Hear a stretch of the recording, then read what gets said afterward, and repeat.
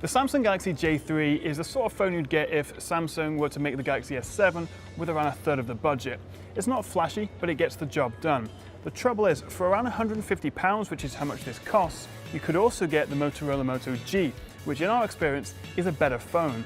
But despite that, you shouldn't roll out the J3 straight away. The all-plastic body certainly doesn't scream quality, but it's slim, light and importantly comfortable to hold thanks to its rounded corners. Beneath the removable back cover is the battery, micro SIM and micro SD card slots. Considering the J3 only has 8GB of internal storage, the micro SD card support is great to see. The J3's 5-inch display looks great thanks to that Super AMOLED panel, offering richer colours and better contrast than LCD panels featured on most other budget phones. The 720p resolution is pretty typical in this price range and matches the Moto G. At 294 pixels per inch, it's only a little bit less sharp than Apple's Retina display. The main problem though is the lack of an ambient light sensor, which almost every other phone has these days.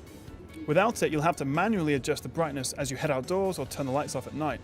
It's annoying and no doubt has a negative impact on the J3's battery life. The Galaxy J3 runs Android 5.1.1 and TouchWiz, Samsung's custom Android skin. The software does feel a little bit dated now, considering Android 6 Marshmallow has been out for over a year. Unfortunately, the J3 isn't quite powerful enough to overcome TouchWiz's infamously resource-hogging software.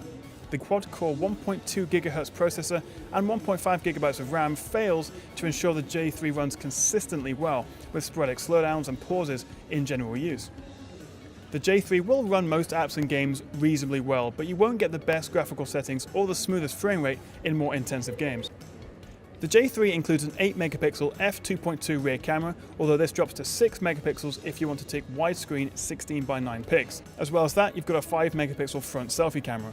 It does take a few seconds to start the camera app, a little longer than you'd like, but the camera software is easy to use and similar to the Galaxy S7, although some features are missing, like the Auto HDR mode, and there isn't even full HD video recording, you're stuck with just 720p.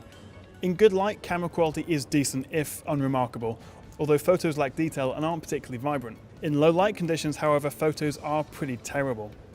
The removable 2600 mAh battery offers mixed results.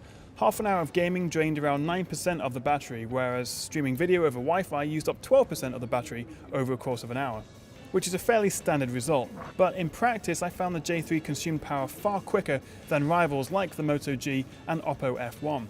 Sound quality is reasonable from the rear-facing single speaker. It's perfectly fine for an entry-level phone, but your best bet would be to grab a pair of headphones. So the big question, should you buy the Samsung Galaxy J3?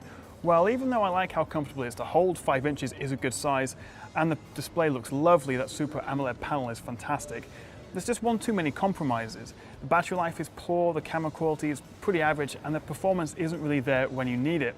So on the whole, it's just not that great of a phone, especially considering for the same price, you could get the excellent Motorola Moto G. So it does make the Samsung Galaxy J hard to recommend.